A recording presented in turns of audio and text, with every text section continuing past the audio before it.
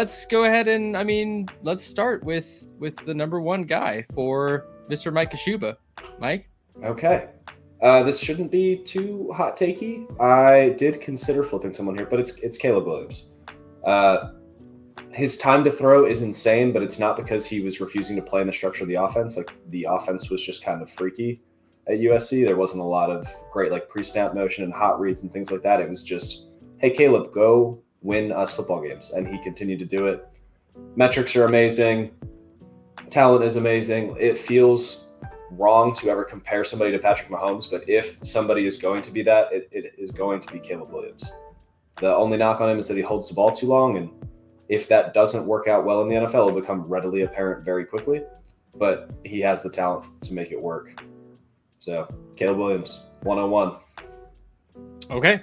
Do we have a consensus right off the bat, you think? I'm going to say we have a consensus. I mean, okay. Kingsbury actually just talked about, and I'm only using Kingsbury not as a Commanders fan because he just coached him at USC. He said if anybody is a comparison to Patrick Mahomes, it is Caleb Williams. And it's funny because Zach Wilson came out, you hear Patrick Mahomes, so many guys come out and it's like you're talking one of the best to ever play the game. I love that he uses a bunch of different, a nice range of arm angles, especially when he's under duress. He doesn't have to set before loading to that full strength and getting those quick throws out with good velocity. Ball placement's excellent. That's actually one of the biggest things that I look at. If you follow me on Twitter at all, you know I was a huge CJ Stroud fan, one of the highest rated quarterbacks I've ever graded in any of the years. And it's that ball placement, such a big thing for me. That accuracy. It's not just the completion percentage. It's where in the receiver's arms is he hit, or where is he hitting it on the body? Where is he hitting in the route? Is he giving his receiver an opportunity to make a play and adjust after catching the ball? I think he's going to be huge in the RPO game. Like that he keeps his eyes upfield, even when he's pushing, for a deeper pass. He does tend to, I think you mentioned it, the holding onto the ball. He puts his back to the play a little bit. That's something that concerns me a little bit. And then there's the height concerns. He's not your prototypical 6'3", 6'4" guy. But there's just so much, he's so dynamic that I just feel like there's above and beyond everybody else. It's a very clear number one to me with Caleb Williams. Yeah, I wish I could be have some arbitration here, honestly, just to make it more interesting. I tried, I really did. There was a guy that I was looking at as, oh, maybe I'll just be a little spicy and I'll just put this guy as my pre-draft one guy. But as far as that guy came, it wasn't close to overthrowing Caleb Williams to be that 101 guy. Should be the 101 in all of your Superflex Dynasty rookie drafts. Should be the 101 pick in the NFL draft. Do you guys think that, is there anything to the aspect of if you knew today that Caleb Williams would be drafted by the Bears, does that change your perspective at all? Not at all. They also have the number 9 overall pick. They have DJ Moore, who's a clear, talented wide receiver. The bones are there for that franchise to turn around, which is really unfortunate because when Justin Fields got drafted there, it was a dumpster fire of a place that wasn't ready to develop a quarterback.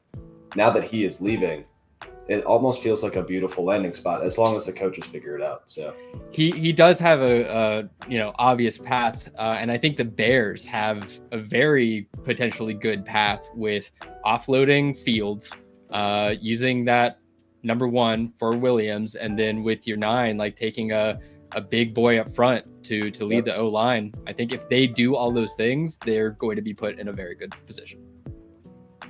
Yeah, cool. I agree with that. I think he's just in fantasy just so above and beyond. The bust factor exists, I think, for everybody that we're going to talk about next to some degree. I don't think it's going to exist with Caleb Williams. I think he's the only guy that I feel comfortable is the sure thing as a franchise quarterback coming out.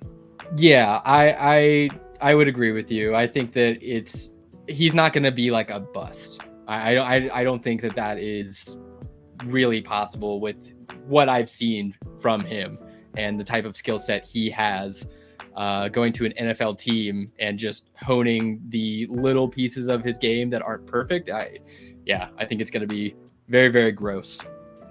So anything else we want to talk about for Caleb Williams, or is it pretty, not a lot to talk about, it seems like, because he's pretty consensus. Yeah, I think it's pretty chalky. I do want to talk a little bit. I don't think his fantasy ceiling is as high as people want. Like, I don't think he's ever going to be the quarterback one, or maybe even top 3, just because as he's scrambling, he's looking to create with his arms.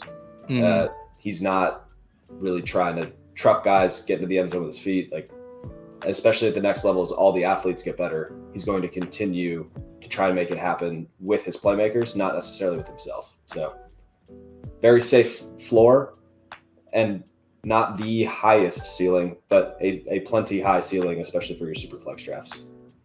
Okay. Well, maybe the 102 will be a little more interesting. Unsure, because it's seemed pretty locked in for a while, but then there were some, rumblings and changes over the course of the college football season. So let's see if we all agree here. And we'll just go to Ryan next to give his first. Yeah, so I flip-flop in this a little bit because a lot of it's going to end up being system fit for me. I think I'm most comfortable right now where I am in the process with Jayden Daniels, actually, which is a little bit different than I think My man. the consensus. Oh, no, there. we all have the same 102. It's all right. It's all good. Okay, yeah, it's okay. Yeah, it's all right. But I mean, what I saw from him was a lot of maturation throughout his entire time in college. I mean, it's pretty crazy to think about, like, Jayden Daniels starting as a freshman, throwing passes to Brandon Ayuk. Like, that just feels like so long ago. That's how long he's been around. He's still going to be relatively young. He's not like Bo Nix, going to be 24. Yeah. But I like that he bulked up this year. I think he added 15 pounds of weight in the off season. I think that brought a lot more physicality to his run game. When you talk about fantasy football, like, this is a rare runner. This is like, I don't want to say he's Lamar Jackson, because Lamar Jackson's got a little bit more like short area quickness and like that, like, quick acceleration. I still think this guy's very dangerous in the open field, though, with Jayden Daniels. And, he's got some accuracy concerns. I know people worry about that a little bit. There are stretches where it's all over the place, and then there's stretches where he's, locked in and great, can hit his tight windows. So Jayden Daniels is someone that I'm excited about. I just think when you get to that next level, if I look at him and then I look at Drake Maye, I feel like he's got the best opportunity to be elite with his feet versus someone like Drake Maye. He's got a howitzer, but I do feel like Drake Maye's got a little bit of that, like, that I talked about ball placement, right? Like, that's someone that, the accuracy's there. I know they talk about, like, the big time throws were there in college, but the accuracy is what really kind of slips him for me without that same escapability. I mean, I go back and I watch Sam Howell tape, and then I compare it to Drake Maye tape, and, like, other than, and this is a big one, so there is a big difference here, but, like, other than the between the ears thing where Sam Howell held on to the ball a little bit too long, hesitated, would kind of pump with the ball and not pull the trigger on a decision when he should have, and you saw that in the NFL, most sacks, a lot of picks. Drake Maye, I feel like, has a lot of comparable skill sets to Sam Howell in that regard, but obviously a little bit better of a decision maker, which is why you have him in that first round conversation. But I'm a Jayden Daniels guy too. Well, I love it, and you said all the things that I would have added on there. I mean, other than, and I think you even mentioned this, but Jayden Daniels, when he has time to, like, set up, deep ball doesn't seem to be much of an issue for him. Along with that, like, electricity on the ground, it's just so dangerous, man. He has the legs to make the defense have to always second guess whether or not he is going to chuck it downfield for a 30-yard bomb or take off running. And it's going to be dangerous. It really is. That's why I have him at second. He was the guy that I was like, can I be crazy and put him 101 over Caleb Williams? But I just couldn't get there as much as I think I wanted to deep down. But yeah, I like him. I think he's like the, Jalen Hurts, Anthony Richardson gamble in Dynasty, where it's like, he doesn't have the whole picture, but he has the athleticism and he has the ability to break a fantasy game week to week just based on rushing touchdowns and rushing yards. So totally agree with you. Mike, any additional Jayden Daniels thoughts? I could talk for probably like 30 to 45 minutes on Jayden Daniels. Well, we have time to kill. But I won't. We can make this a 3-hour episode if you want. It's just all Jayden Daniels all the time. when we look at Malik Neighbors having all of those insane yards after the catch metrics this year, a lot of that is because Jayden Daniels in the short area is able to place the ball almost perfectly. It's in that like mid range that he needs them to be open. Otherwise, he's going to struggle with it a little bit. And pre-snap, I do think that he relies on that read too much. So if the defenders are showing a cover 2 look, he's going to post-snap pretend it's still cover 2 and do whatever he needs to. So he could get a little confused at the next level, but that's easy to coach out of him. And when you look at the enormous leap that he has made in 2023 to 2022, like that shows a coachability that we will continue to see grow in his time in the NFL. So he's my 102 comfortably.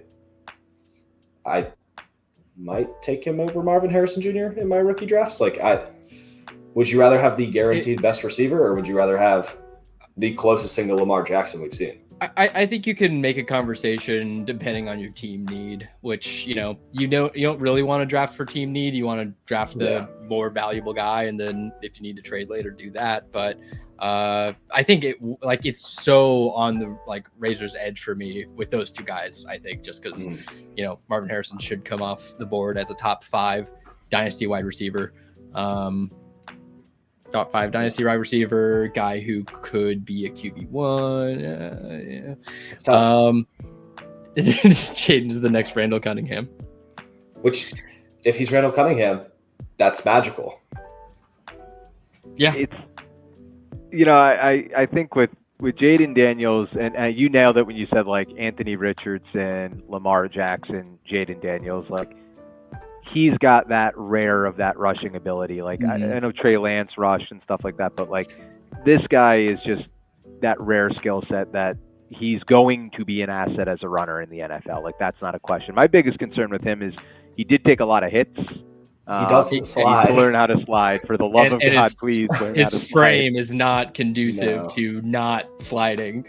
He look at Anthony Richardson, who has a small child's extra weight, 250-pound linebacker running the football, and he still got injured a lot, every other game. So Lamar Jackson has this ability to shift a little bit and take glancing blows. Daniels is I'm gonna truck you, and it's you aren't big enough to do that. Yeah. Or he does his little hop into contact, which make hits look so much worse. Yeah, he loves to do a little skip out of bounds or a little skip into contact, and sometimes it turns into a cool juke. Sometimes it looks like he got flipped by his older brother.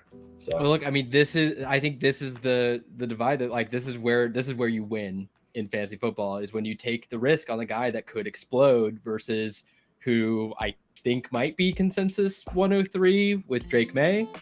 Yeah, it's gonna be a pretty boring episode. We're just gonna agree and I think it gets really fun after 3, though. It does get fun after 3. It's wide open after 3. It gets more fun because I know less.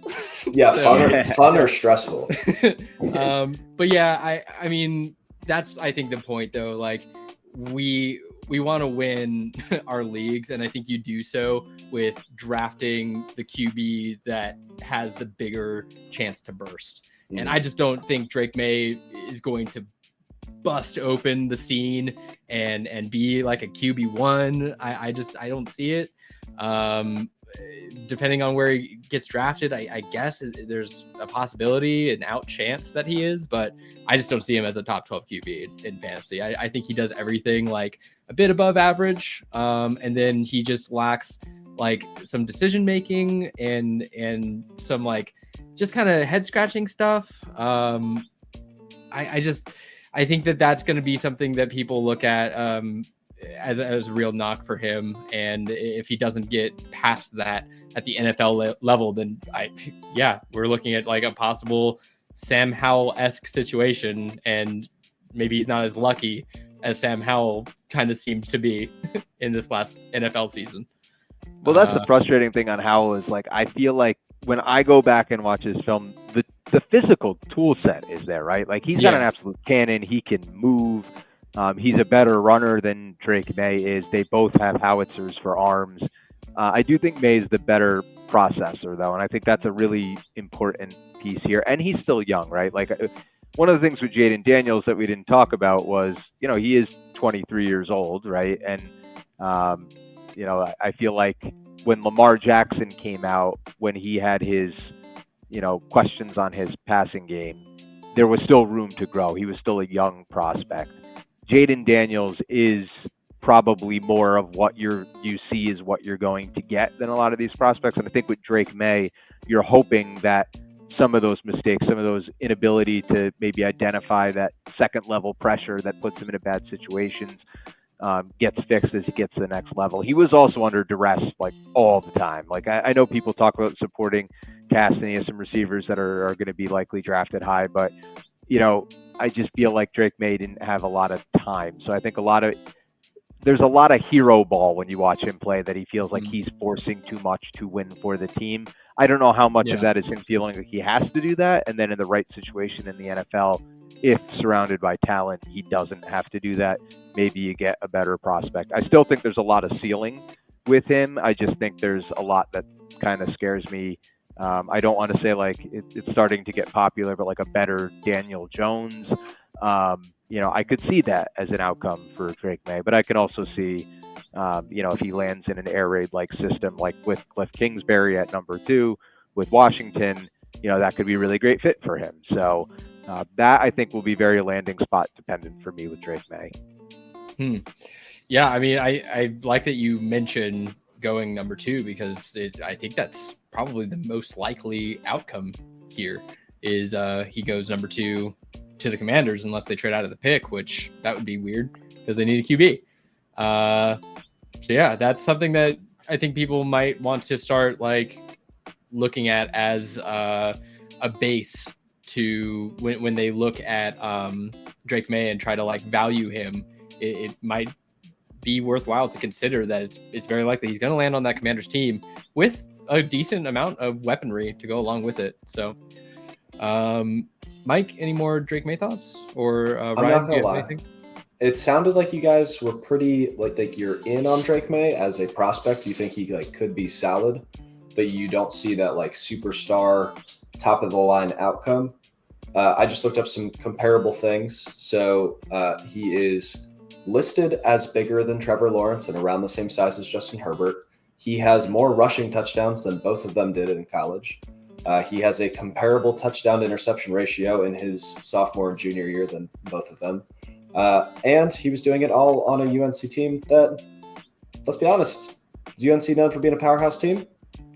So when we talk about him playing hero ball, when we talk about some of the things that he's lacking, like he's clearly not a Jayden Daniels level rusher, but he is big enough that like, you remember the Trevor Lawrence, he snapped the ball and dunks it over the goal line.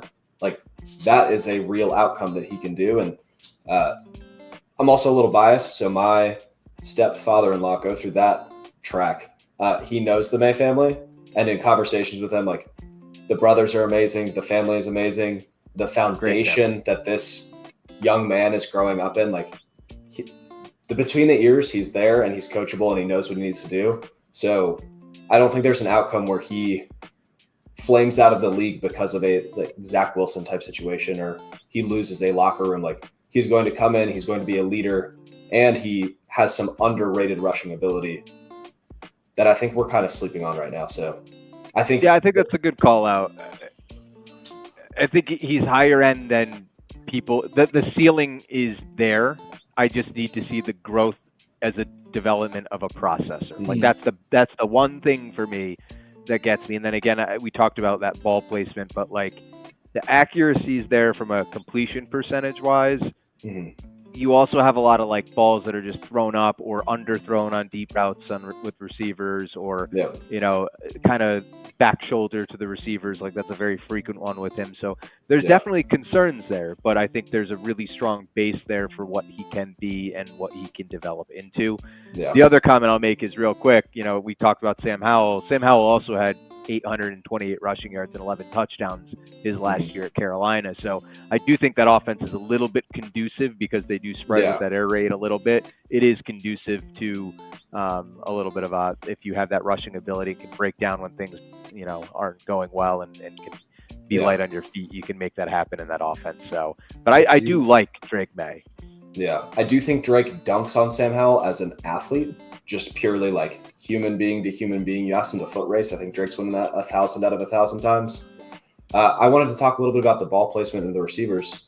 Like, do you think a lot of that, looking at what Tez Walker has done at the Senior Bowl and kind of looking as the UNC offense was progressing, do you think that he was behind or off because he was missing, or do you think he was behind or off because the receivers weren't exactly where they needed to be every time like they will be in the NFL?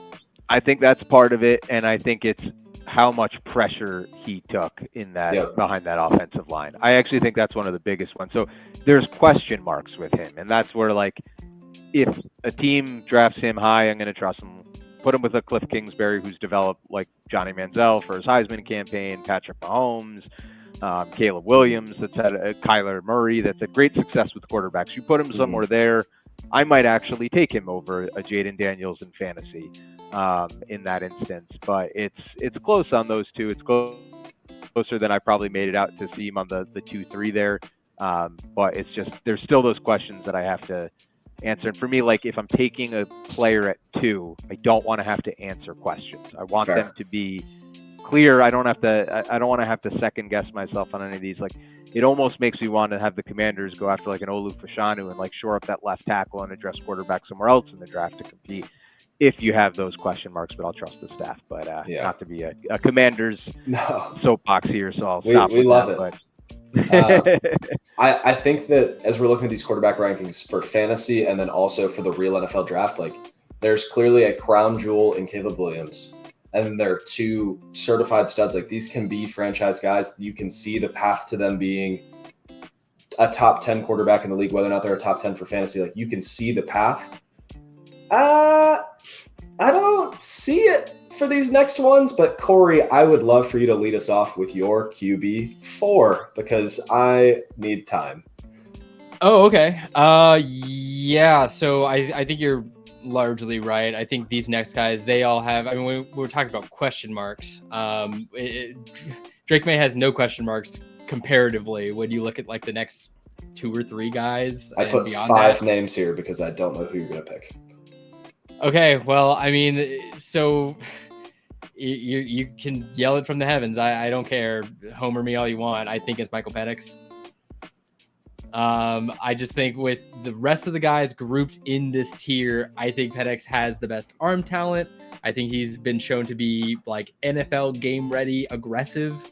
I think that, not the best, like shorter accuracy for sure. That could be better. But his processing speed is insane.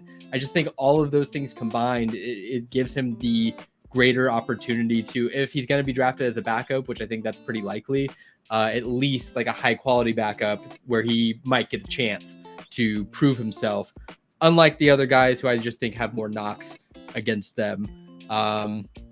And yeah, look, I think the injury stuff is also real. I think that's it.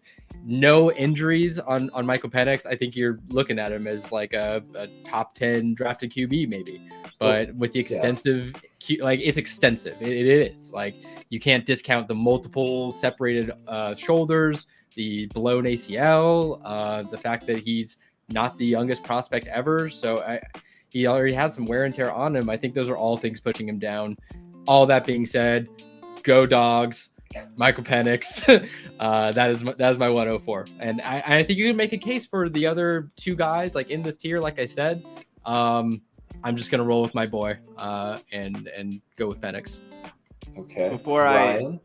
Before I go with my next, I just want to give I saw this on Twitter and I thought this was pretty funny. So when Penix was a freshman throwing his first pass, Patrick Mahomes only had 1 NFL start, and all of Lamar Jackson, Josh Allen, and Baker Mayfield had yet to play it down in the NFL. It's pretty crazy when you put in that lens just how he is going to be 24 He's an old years boy. old now. Yeah. He's a little bit older. I mean, the big thing that scares me with Michael Penix is like he wasn't good at Indiana. Like it wasn't like he was just bad. And I'm with you. I have like a high 2 on him right now. I'm kind of flirting with, I don't know what to do with him.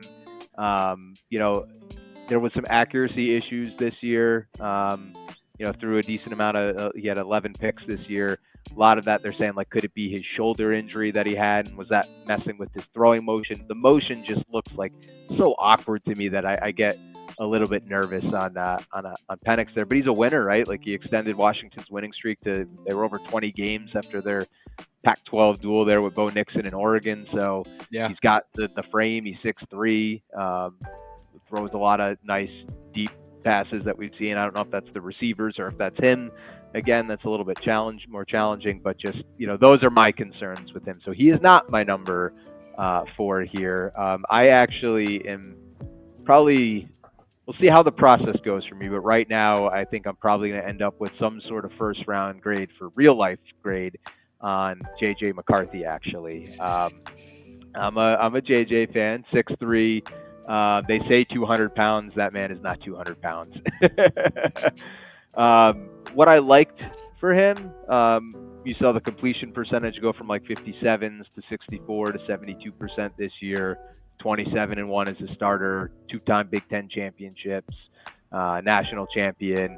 I think the arm talent's there. I think he attacks the middle of the field incredibly well, and I think he has good mobility and good escapability in the pocket. I'd like to see more consistency on that like back third of the field with him. I don't know if that offense really, I keep saying this, I don't know if it's him or the team for some of these guys, but that's just the reality of it. I don't know if it's the offense or if it's just that's a limitation of his.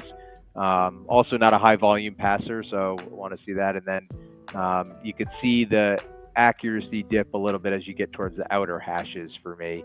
But not a guy that turns the ball over a lot. Like other than the 3 picks against Bowling Green, he had 1 other pick the rest of the season against Maryland. So JJ McCarthy is a guy that has a little bit of that like it factor to me, where I feel like he's got a little bit of swag to his game, even the way he scrambles and carries himself on the field. There's something about him that I'm intrigued with JJ McCarthy.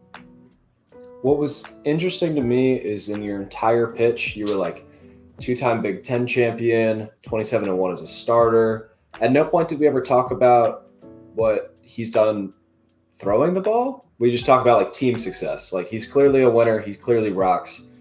Four is tough for me, but I haven't seen a game where I watch it and I go, that was JJ McCarthy's game. Like that is where he put the team on his back. He showed that he's an NFL quarterback. He showed that he is the guy that a team should put trust in. And I think if somebody's going to put a first round grade on him, they should see that on film. Like in all of Michigan's closest games, like Penn State, 8 passes. Like you don't throw 8 passes and become an NFL quarterback.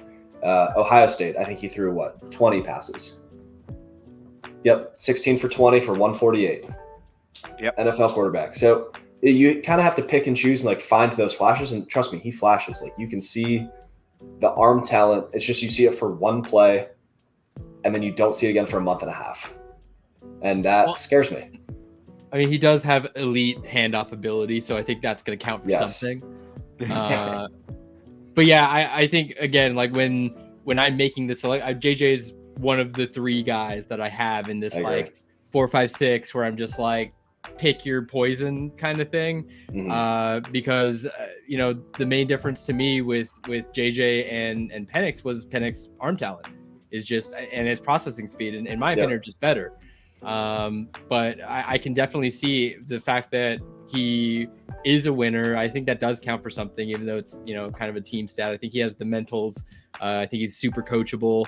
I like a lot of things about JJ McCarthy's like draft profile overall, but what's missing, like the big piece that's missing is the like production.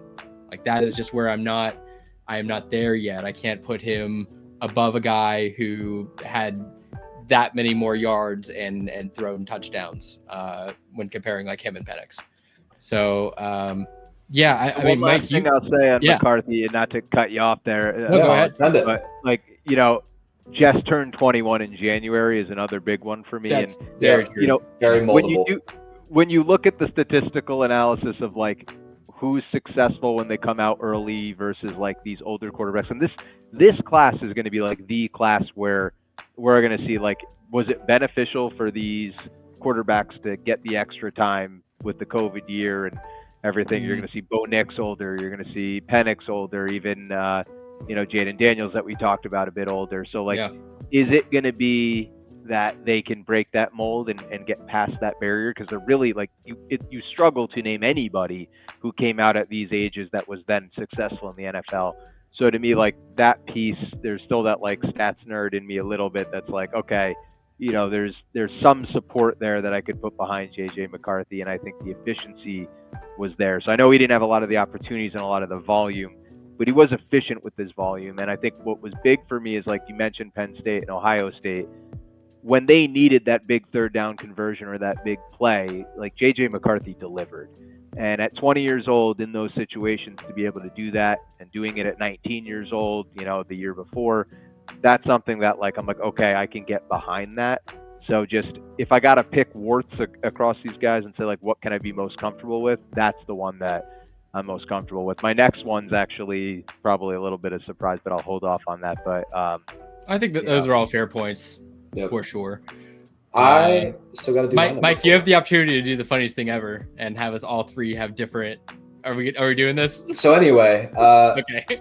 I have been perusing mock drafts. I have been trying to find out which quarterback is most likely to go fourth in this pecking order and will be either the last or the second to last to get first round draft capital. Lance Zierlein has JJ McCarthy at 12 to the Broncos. Daniel Jeremiah has Bo Nix 14 to the Saints. Like, you just pick your poison. Everybody has a different flavor right now. Yep. Nobody walked into the Senior Bowl and set themselves apart and said, like, I am the guy, I am the one. But I think Bo Nix, his tape shows that he can be a game manager. He has a lot of the same, like, winningness that he brought to Oregon after coming. You have to basically throw the Auburn tape out, which I don't love just throwing tape away, but you have to. He makes the right decisions. He manages the game. And I think if there's somebody who's going to step in, be an NFL starter for a little bit, it's Bo Nix. He is the one that I feel the most comfortable handing the reins to and saying, go take care of this team. Like, he would be a great fit on the Atlanta Falcons if they can't get high enough to get a real replacement. He would be a great fit on the New Orleans Saints and say, Derek Carr's not the option. Let's see if you are maybe Derek Carr with a little extra juice. Like, for a team looking for just a little better than what they have, I think it's Bo Nix. I feel gross about it because all of these guys have these huge problems. Like, Bo Nix doesn't have the pure arm talent to like hit everywhere on the field all the time. But he knows how to read the field ahead of time. He knows how to make the smart play, and he knows how to manage the game and take care of the ball, which some NFL offenses are going to value that, given, we'll say, the lack of talent going around in the quarterback position right now. So anyway, that's a different four. So I like that we all had different fours. It's so tough to like cut the fine thread between these three guys, but Bo Nix's athleticism is very tantalizing. I will say that. I just think it does come down to like pure arm talent is what separates these three guys for me, and why I put Penix at that number one spot. But yeah, it's really tough to like sort of have a real debate surrounding these guys because they all have their warts, like you said, Ryan. So I guess should I do like my five now? And then Ryan, do you have any thoughts on Nix real quick? Oh yeah, yes. Let me just for Nix. It was funny when you said the Falcons, because when I was watching his tape, I was like, man, this reminds me of like what Taylor Heineke could be if Taylor Heineke had like prototypical size. And I don't mean that as a knock, because I like what Heineke does. He doesn't have the arm talent, and then you throw the size in with him, it's a little bit of a challenge.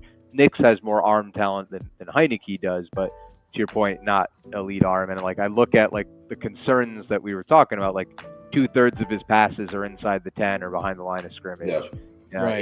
81, but then you look at like, okay, when you take out the screens, he's still 81.3% accurate on non-screen passes, and really good efficiency at Oregon. So there's a lot to like about Bo Nix, and this is one of the important points I wanted to make for people listening tonight is like, when you get to the second round of NFL drafts for quarterbacks in most years, for fantasy purposes, they're primarily throwaways for the most part after you get out of round one.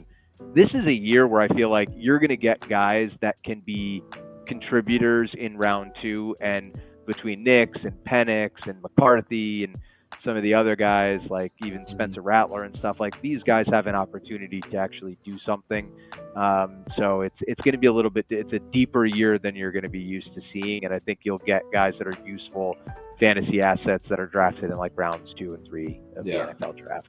Yeah. Real quick, I think between Nix, Penix, and McCarthy, all three would be in the running for quarterback 1 in 2022. Like, as prospects, I think they all blow who ended up being quarterback 1, Kenny Pickett, out of the water. So that's, I had to think. I was like, wait, are you saying over CJ Stroud? I'm like, no, that was last year. You're right with 2022. I think that's a really great point. So for teams that are looking for, whether it's a game manager in the second round or maybe they slide back into the first to see if they're like gonna roll the dice with McCarthy, like I think there are options that can be fantasy contributors. So I like to call out for the second round this year. For sure. I think you'll even see some of those guys sneak into the end of the first round purely based on some teams just reaching for the QB when they need it, which isn't necessarily the right thing to do, but you know, do what you need to do, I guess. But I think you might basically, I think the like upper second round, mid second round picks are actually like kind of sneaky valuable if you can find some people that aren't, you know, valuing them as much as you think they should be, because either you're going to snag a still decent QB option, or, you know, if QBs get taken early, then you're going to snag some end of first round skill position talent. Might be good to go and collect some second rounders. Been working on it all off season. Cool. Not any of mine. I think I have most of yours. Hit me with your 5. Oh dang. Okay. Well, I do think that my 5 is JJ McCarthy. Maybe that's because, again, Huskies fan, Ducks are bad, but no, I think it's more like the age thing. I think that honestly like kind of convinced me to flip-flop it, because he is just so young and moldable, and I do think that the national championship is going to boost him a bit in some teams' eyes. Maybe that inflates his draft cap a bit, gives him a better shot at being potentially like maybe not like a day one starter, but kind of like a redshirt guy, ready to take over year 2. So yeah, I think for all those reasons, that's where I would put him above Bo Nix at 105. Cool. I'm going to slide in because I think Ryan's going to give us some fun stuff to talk about, but I'm also McCarthy number 5. I have Penix at 6. I just think I'm worried about the injury history. I'm worried about the age. I'm worried that I think Washington may have had a better offensive line than some NFL teams, and definitely has a better receiving core than some NFL teams. Yeah. So when you combine those two things, like maybe if you put JJ McCarthy in Washington, he would have been a stud. But I'd rather swing on the age and the ability to develop in the winner over the giant question mark of the medicals and what took him so long. But Ryan, you want to talk about your boy? Yeah, I think I'm going Spencer Rattler here, which is, you know what? Up until like 2 weeks ago, I was ignoring his film, to be honest with you. I just, between the Netflix documentary and the Oklahoma and the maturity issues, when I put on his games against Florida, I'm early in the process with him because, like I said, I've watched almost every game of all these other quarterbacks. Rattler, I'm like 3 games in because I was almost giving up on him. But have you seen the Clemson one yet? Yeah. What's that?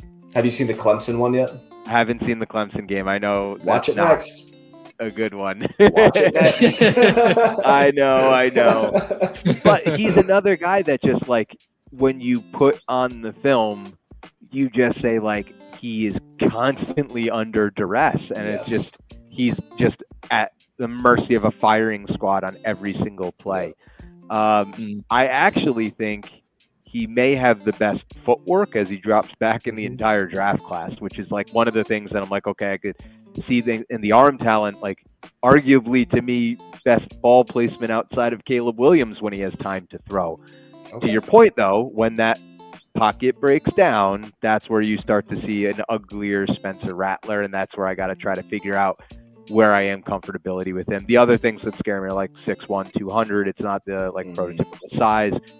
But man, when he's got a clean pocket, like he is just lights out on where he where he locates the ball and how he places it for his receivers. It's just, I when I watched the Georgia and the Florida games, I was like, I'm seeing a different Spencer Rattler than I would have probably not had him on my board in previous years. Like, I really did not like his game, and I did not like his maturity. I feel like we are looking at a different Spencer Rattler that deserves at least the attention of us to go back and relook at him and rewatch some of the tape. To your point, I got to rewatch Clemson, but what I saw against Florida, what I saw against Georgia, highly, highly impressive on those all 22s, and starting to sneak up there for me with that arm talent. I'm still early in my Rattler process, but man, that Clemson game, it's just like ingrained in my mind. I watched him throw a jump pass while trying to be tackled. I watched him make some decisions where it just wasn't there. I watched him struggle to get the ball deep. Like, there were so many glaring red flags, but that was early in the season. So, or was it early? I think it was like the first game of the season, wasn't it? I will tell you Don't right worry now. about it. While you're Googling it, the buzz around him is real. And from what I've heard from folks that were at the Senior Bowl, he was a great interview. He was extremely respectful. It seems like he has grown up in his time at US Carolina, not USC, California. Just, I think if there's somebody that gets drafted on day 2 that becomes a long-term NFL starter, it could be Rattler. Like, I'm buying in on the buzz. I don't see it yet, but I still need to keep working through it. Telling you, when you watch the Florida and Georgia games, and it's interesting because I just looked up, Clemson was actually the last game of the season. Well, that's terrifying, really concerning. Man. I thought it was the first. I knew it was on one of the bookends. Well, maybe that was his mulligan game. He was like, "That's the last one. Who cares?" Yeah. Leggett also looked really bad in that game, so not a great combo for the whole offense there, because those were the really 2 focus points. But no, I mean, for somebody that is his size, he shouldn't be able to throw the ball as far as he can. You can see clearly with the footwork that he has been in a quarterback development plan from the time he was 9. Like, all of the things that you can teach mechanically are there. They're perfect. We just need to get the between the ears and a little bit of the try to stop being a hero all of the time.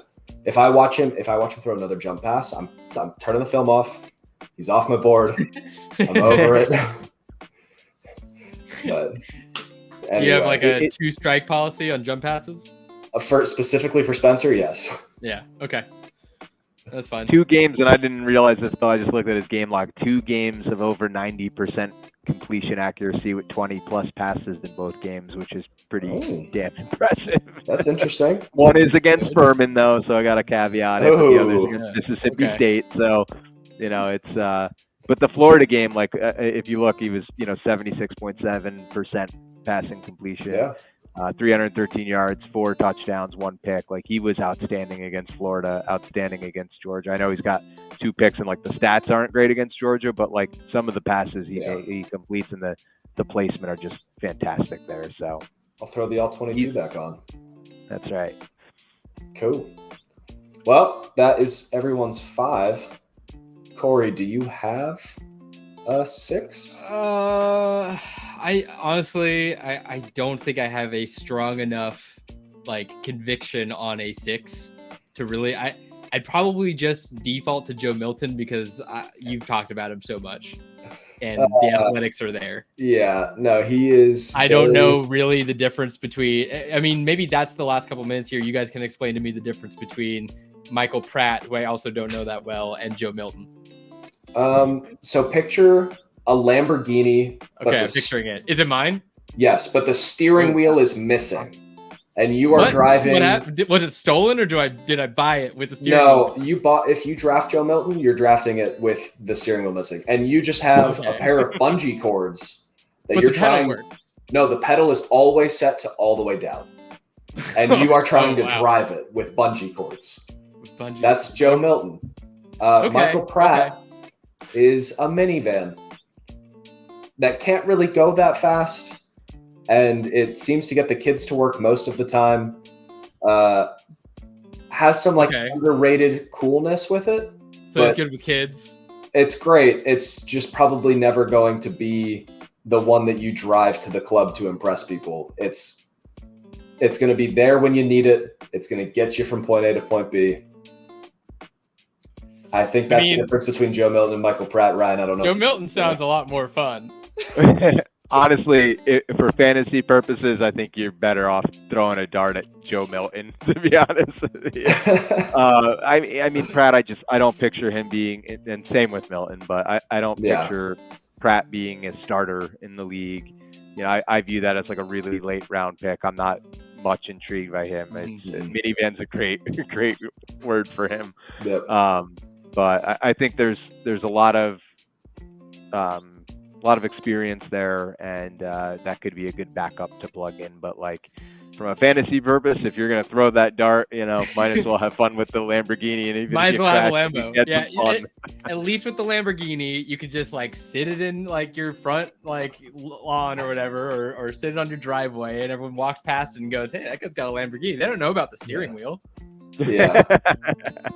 Like when he throws passes, it's hilarious. Like I think there was a video of him throwing like from his knees, so not even standing, throws it 80 yards, like directly into something. You're like, that's not cool. human. But then there's also the clip of him at the Senior Bowl where he evades pressure, rolls to his left, points to a receiver and says, "Hey, come here," and then throws it into the dirt. So he has dude. He has a Lamborghini with the steering wheel missing, and you are just flopping around doing your best. I will say this though: when Josh Allen came out, there was that video of him like missing on like in the end zone by like a million yards on his receiver. Oh yeah, not being able to get into a net in practice, like throwing with no pressure and just standing there. So, you know, some of these guys just become hard to project, and you'll get a dart throw that just hits. But you know, but yes, I mean, it does seem like though there's the 101 tier. There's the 1 tier, and then there's the 2. Would you guys think it's like the 2 guys in the 2nd tier, and then the 3 guys in the 3rd tier, and then doesn't really matter. Despair. Just under despair. The 3rd tier to me, 5 quarterbacks. I would say, it's your Penix, Nix, McCarthy, Rattler. Okay, Did I miss anybody? Like I feel like I think Rattler might be like a tier of his own to me, but like we'll get there. We'll see. Maybe like a parentheses tier next to the 3rd tier. Yeah, but the thing with Joe Milton, like he's currently 23. He's gonna be 24 by the time he hits the NFL. Like he's taken this long to develop, and he's been playing in like the Tennessee system is supposed to make guys look like superstars. Like you're supposed, everyone is supposed to be wide open, and he found a way to make it look hard, which not great. Let's go out on you saying that. Unless we have any other things here, but it's about that time. So before we wait, I have to show this real quick. Joe Milton will be back in groceries. Probably right. He's gonna win the strongest arm at the company breakfast. Thanks for the comment, Gedgy. I really appreciate that. Okay, well that does bring us to the conclusion here. Really fun episode. Really great to have you, Ryan, on the podcast. Would love to have you back anytime, man. You really know your stuff. Thanks, appreciate it. Thanks for having me on. And for those listening, if you want to again follow me on Twitter, WhatGibbsFF, that's where I'm most active there. And then, like I said, I'll get some charity stuff going up, which is always fun. And I'll try to earn some money for some good causes this year. Yeah, I'm sure we would, if possible. We would love to participate in that kind of thing. We love that sort of jam. But okay, guys, you listeners at home. Yeah, my people. Okay, but yeah, that was the episode, guys. If you haven't checked out Dubby, by the way, Dubby.gg, that is our sponsor. We thank them for sponsoring this podcast. Go pick up some Jitterless energy drink, and we will see you next time. Goodbye. See you guys.